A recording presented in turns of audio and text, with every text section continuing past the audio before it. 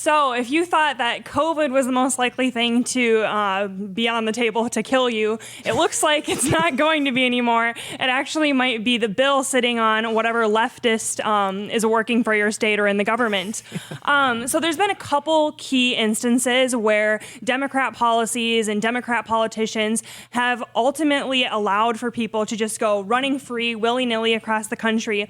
And we don't want you to forget about them, because people forget that elections have consequences, and it's not just about the mean tweets you see on Twitter. So I have 3 different examples for you guys today. So the first one is that in LA County, there has been 2 people who were released from prison early or just weren't getting the amount of time that they needed for their crimes, and ultimately didn't really pay that heavy of a price and were just released back onto the street to commit more crimes. So the first one was a man who now identifies as a woman, who just got no jail time whatsoever and just kind of got a slap on the wrist for what? Oh, yeah, sexually assaulting a 10-year-old. And of course, this woman, which it's not, just was able to go out and walk free again. So that was the LADA doing that. And this isn't the only person in LA County that kind of got a slap on the wrist. There's another man who's still on the loose for killing a woman, and he has a super, super long rap sheet, has been in and out of prison for years now, and just ended up killing another woman. So you have someone who molested a 10-year-old walking free. You have this woman's murderer still walking free after a long rap sheet. And so it's just showing that people aren't paying the price for crimes anymore.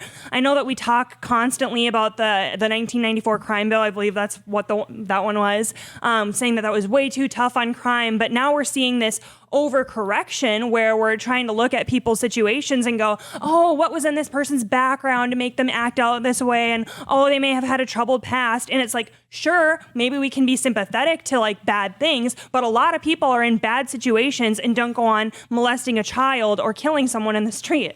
So that's the first one. I mean, are you guys surprised with LA? I stopped being surprised by LA a long time ago. Things are so bad in California that we can't even like write stories about them anymore to get people interested in, because they just know, oh yeah, that insane thing that happened in California. Yeah, that insane thing. Yeah. But you know,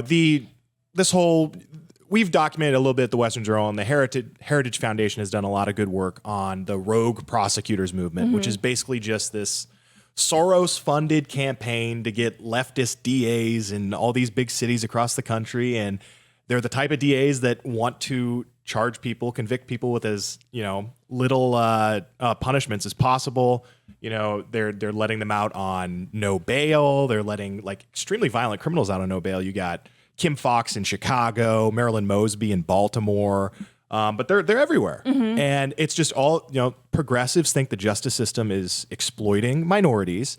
And so they just want to let all minorities out on no bail for no reason at all. And that's their solution for that. Yeah. So that's what you see happening with all this crime. Yeah. And they also have no skin in the game. You got to remember, these are folks who they are, first of all, they're leftists, so the chances of them having children who are at risk, right? You say 10-year-old girl molested, and I'm ready to shoot somebody. I mean, I'm right there. But leftists have kids at much lower rates, for one thing, so chances that they have anybody that they would consider to be at risk is much, much lower.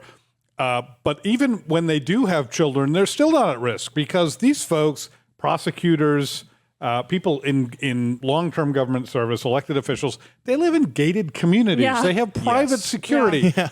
They send their kids to private school that are, behind gates and with secure systems there. And look, I sent my kids are all grown now, but I sent my kids to private school too. I have nothing against that. But I'm also not in charge of making decisions that affect the public. Yeah. And these folks are making decisions that affect the public, but not themselves, not their own families. Yeah. And that's always going to lead to a bad outcome.